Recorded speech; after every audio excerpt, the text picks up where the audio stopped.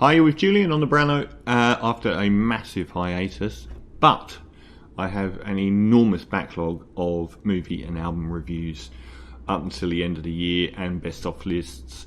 Anyway, this is first off the bat, a review of the horror movie Smile, which came out September the 22nd, 2 months old. Now, it's a directorial debut for Parker Finn, based on his acclaimed short film Laura Hasn't Slept, starring Sosie Bacon, I believe Kevin Bacon's daughter. I don't know why anyone would call their daughter Sosie. Sounds a bit like a rapper thing, I'm not really sure. And it had a very effective advertising campaign where people would turn up in the crowd at football stadiums with these demonic smiles, which are not as much a part of the movie as I expected, not from the advertising campaign. And it fits into the mould of relatively low budget, $17 million. In this age is fairly low budget, to be honest. It doesn't look that expensive. But in the genre of lowish budget films that are in the horror genre that make a fortune at the box office, of Blair Witch, Paranormal Activity, one of the worst film series of all time. And there have been many, many others. I'll be doing Barbarian again soon. And it made like $215 million at the box office. Very nice return. It stars Sosie as a psychiatric, a psychiatrist or therapist in a high-risk mental hospital where people are, brought in having psychotic episodes, unable to look after themselves. And this young girl is brought in, PhD student from a university, and in a manic state. Yet she also exhibits a very clear head in describing what's happening, which is also indicative of her psychosis, which is she's recently witnessed her tutor at university hammer himself to death.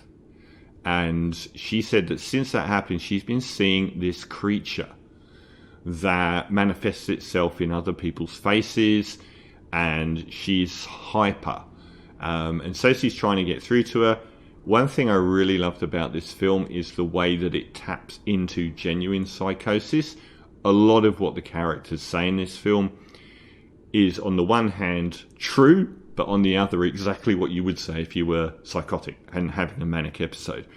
And hers gets worse and worse and worse until the point where she's completely calm and has this big smile on her face and brutally commits suicide in front of Sosie.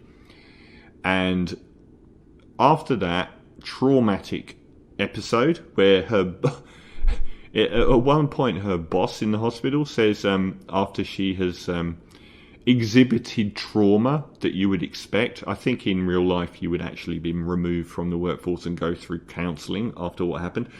Her boss says, you're going to take a week off with pay. And I thought, that's good of you in American employment situation to actually pay someone for having a traumatic accident at work.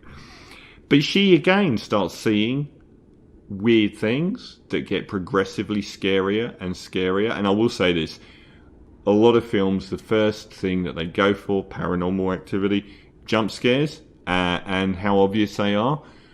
This shows a director that is superb at jump scares. He is awesome at them because he continually faints like a soccer player, football player, where you expect it to come and you let your guard down for a second or two and then he hits you with it, and it's got dozens of jump scares, almost all of them really successful. She again inhibits the world of somebody falling into mental psychosis. Her mother did the same and committed suicide 20 years previously. So to her friends, her old therapist, her sister, her fiance, who is rubbish, Jesse T. Usher, I thought his performance was pretty crap. All of them think she's going crazy because she does come across as going crazy. And there's a moment where she goes to a children's party that I did predict this one, where an unfortunate present is given to a young child, which I thought was a really good moment. But obviously everyone in her life thinks that she's going completely crazy and has a family history of it. The fiance is zero support, and things get worse and worse and worse. And her ex-boyfriend, Carl Gallner, who's really good actually, a police detective, helps her investigate what's going on and finds out that there's this chain. And everyone has witnessed someone killing themselves in an appalling manner, and then they've done the same. And with some of the chains, they mentioned one in Brazil, like 20 people long. So she comes to realise what's happening, and she actually finds out some more about whatever this demon that's haunting her is. Now, I thought this was really good. Less trashy than I actually went in expecting it. Front and centre, Sosie Bacon is absolutely superb here. She's really good at the start as portraying a credible doctor. She doesn't come across as somebody that's acting particularly. She's credible as a doctor. She's even more credible as someone sliding into psychosis. She's brilliant at it, and I particularly love the way that she's got this sort of internalized way of talking to people where she's just bubbling under the surface to start swearing, and if she ever lets it out, she sort of like backs off, and it's almost like you can imagine her doing that to her clients in the psychiatric hospital, and she's put it on herself because now she's the one losing it. I thought this was a terrific performance. Painful the more she goes into psychosis. It's really good. I really liked her for it. It doesn't look like it cost her any money to make particularly, but it doesn't rely on effects at all. The ones that are there are judiciously used. The majority of it is building dread, but not just from the supernatural side, but also from the way that everyone else in her life is rejecting her, and she's becoming more and more isolated. It could play as a trope about people that do go through psychotic breakdowns, which is great. The jump scares are off the charts, really well done for the most part. And there's a British TV guy called Christabel Tapia de Vere who delivers an amazing soundstage to this film. It's really, really good soundstage.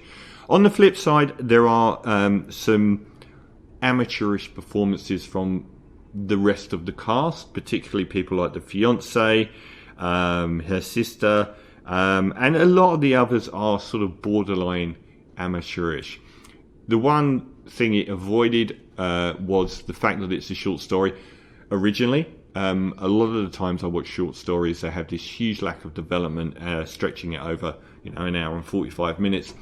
I thought they did well pace-wise here by introducing some major elements, judiciously placeholders along the way so that it didn't run out of steam. And it ended on a pretty spooky, disturbing arena. So the odd skips here and there to be a really great film, but mostly it was. And you're with Sosie the whole way through, and she was really, really good, and the music was really, really good. The look of it is reasonably cheap, and I really wanted to call out Paramount here. So it was for the streaming service for Paramount Pictures, so it's going to be on their Netflix. They have hit on a great paradigm here. They released it in the cinema for 45 days. And it made $215 million. How clever are they? Instead of pumping it out on a Friday night with an unknown director, relatively unknown actress, low budget, no one watching it. So what do? They put it in the cinema for 45 days, and now they get to debut a $200 million box office movie. That is genius. So the score for Smile, I am going to give 7.5 out of 10, borderline 8. Really good stuff, well worth watching, and classy on the writing, classy on the acting, and very classy on the music, and the scares are good. 7.5 out of 10 for Smile.